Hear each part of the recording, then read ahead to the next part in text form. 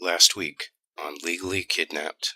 Good evening. Our top story this week. New York and Florida are in a dead heat in a race for the most media attention regarding major failures within the state's child welfare system, starting with a disturbing case where it doesn't look good for the 7-month-old in New York who was beaten to within an inch of his life, and the 19-year-old boyfriend of the kid's 32-year-old foster mother was arrested for the crime. Then a former New York child welfare worker and his supervisor are charged with criminally negligent homicide for failing to protect a 4-year-old who was starved to death in this past September. The arrest has led to a drop in morale at the child welfare agencies, people who thought that they were supposed to be immune from such accountability. The DA says the case went way beyond job incompetence, and of course, like any other case where they fail miserably, this case will change the way things are done around here once and for all, ultimately leading to more money being pumped into the system and more kids being snatched. Also, a New York judge orders ACS to identify the caseworkers who are monitoring 7-year-old Patrick Alfred, who has been missing from his foster home for more than a year now. Meanwhile, Florida grapples with what to do with the Child Protective Services as DCF tries to cover its ass after a rash of child abuse deaths. This is two sides fight over limiting the liability in the ongoing case of a dead adopted twin. The adoptive parents are indicted by the grand jury. The head of Florida's DCF calls the child abuse hotline a low-cost call center. System sucks hold their rallies and speeches calling for more to be done to protect children. Then DCF starts going after more kids for lamezoid reasons, such as taking them away from a loving grandfather, claiming that he's too old and sick to care for the kids because he's 62 and diabetic. Florida also wants to start drug testing welfare recipients, and a woman files a lawsuit claiming that her counselor forced her to have sex with him or he would make sure that she lost custody of her kids. Washington adopts kids out while parents are still appealing their termination of parental rights. The head of Michigan's Baby Stealers wants it to be easier to adopt your children out. The child advocacy group known as Children's Rights pays thousands to produce two biased reports claiming that Oklahoma's foster care system is severely mismanaged. And a group of Democrats in Connecticut nominate a former DCF worker for the school board. The state senator from Rhode Island puts forth a bill to prevent family court from placing kids in out-of-state residential facilities or treatment centers. Auditors in Maryland find gaps in the monitoring of foster children. The U.S. Supreme Court is set to decide whether or not the states can put a father in jail for not paying his child support without providing him with a lawyer. And a lawyer says that Facebook is cited in the majority of divorce cases these days. The United States deports a 4-year-old American citizen anchor baby to Guatemala. In India, as infertility rises, so does domestic adoptions of girls. And a social worker strike continues in Israel. In Switzerland, the government apologizes to the children who were placed as unpaid laborers on farms until the 1960s. In Ireland, kids are getting bullied and physically attacked by other kids at HSE-run group homes. And China moves forward with plans to jump on the child welfare bandwagon by creating an information database to keep track of orphans. In Australia this week, police are complaining about Facebook's decision to delete the profiles of sex offenders, claiming that by doing so they are eliminating crucial evidence that could be used to get these guys off the street. Mel Gibson is welcomed with open arms by a children's charity where he was ordered to do 16 hours of community service after pleading no contest to domestic violence. And Charlie Sheen passes a piss test. In Texas this week, a foster molester is busted on a plane while trying to leave the country. A Florida DCF worker is arrested for sexually molesting two children under age 12. A third teen comes forward in the case of a foster molester from Maryland. A foster mother pleads guilty to sexually assaulting her 14-year-old foster son in Ontario, Canada. And a Colorado foster molester gets 210 years in prison for sexually abusing 3 boys in his care. The Florida couple who stole $400,000 from the life insurance policy that had been left for their foster son will spend the next 3 years in jail. The 23-year-old foster mother from Fresno, California, who killed a 7-week-old baby in her care, pleads not guilty to the crime. A foster mother from San Diego gets 14 years for murdering a toddler in her care. And a mean old Michigan foster mother gets 25 to 50 years for killing a 5-year-old in her care. In North Carolina, 5 social workers are now banned from a Cherokee Indian reservation. In California this week, a judge orders a father to arrange visits for his kids with their severely disabled mother. A teacher threatens a student with a lawsuit for complaining about her grade. And a judge who just happens to be female claims that there is no such thing as parental alienation. The ACLU and a father from Michigan sue the child protective industry for snatching his kid after he accidentally gave the kid a Mike's Hard Lemonade at a Detroit Tigers baseball game without having a clue that it was an alcoholic beverage. And finally tonight, a mother from Detroit shoots at police who are kicking in her door while aiding and abetting the child protective workers in a child snatching incident on Blaine Street, leading to a standoff that lasted the whole night. For these stories and all the latest dirt on the child protective industry, visit www.legallykidnapped.com. And until next week, this is Baby LK,